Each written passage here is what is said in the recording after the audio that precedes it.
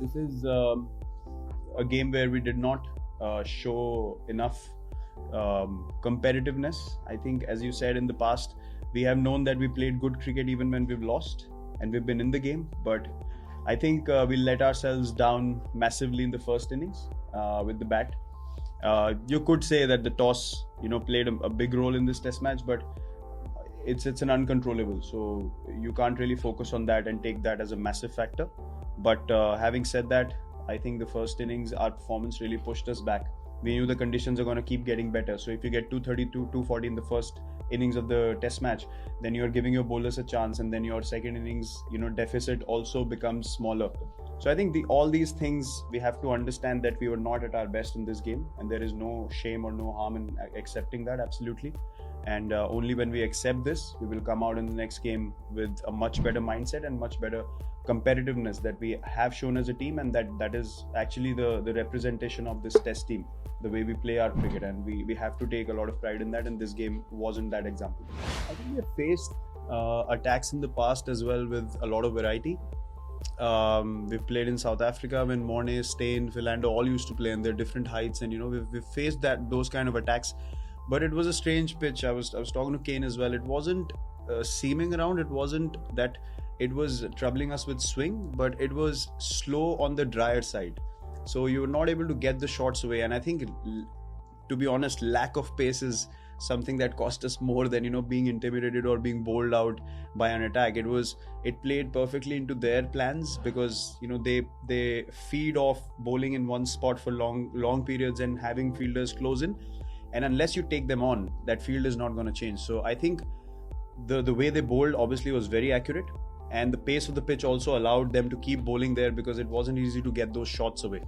And to be honest, they did not give us any room, even on the back foot or the front foot.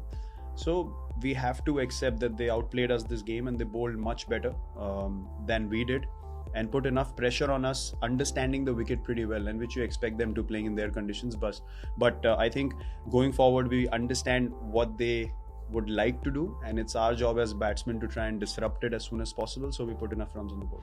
I'm absolutely fine. I'm batting really well. I feel that sometimes scores don't reflect the way you're batting, and that's what can happen when you don't execute what you want to well. And look, when you play so much cricket and you play for so long, obviously you will have 3-4 innings which don't go your way.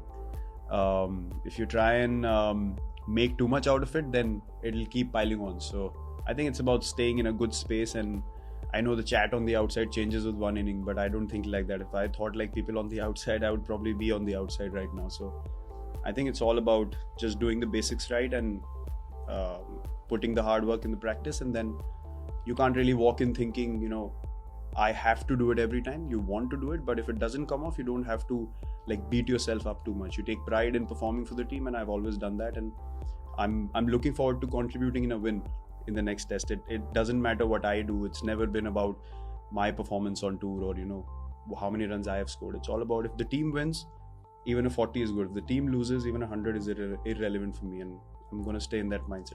I think we can sit down and analyze maybe after 8 or 10 similar dismissals. I don't think for a guy who's playing away from home, probably experiencing a different kind of bowling attack at the international level compared to playing at home, he will figure out, he will find ways to score runs, because he's a natural stroke player and he scores runs. It's not like he gets small runs, he gets big runs, so he knows how to get runs.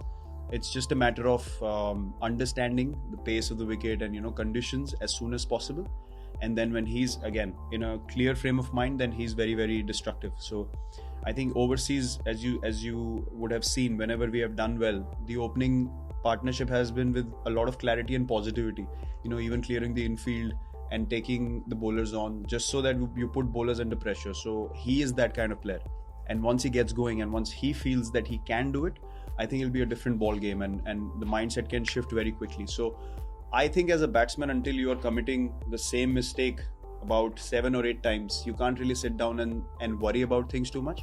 It's just a matter of spending enough time, and then things start to flow automatically. So he obviously wants to perform.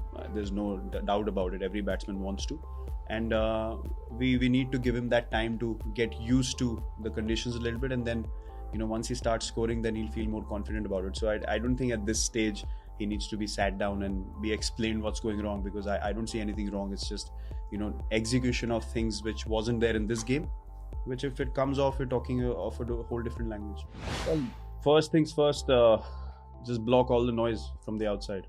I think people want us to think that this is a massive loss, and try and make too much out of it, so that we don't quite go in with a clear mindset. And these are things which are natural. Obviously, people will try and get into your head, understanding that you are a top quality side and you can beat any side anywhere. So keeping us mentally in a bad space would help.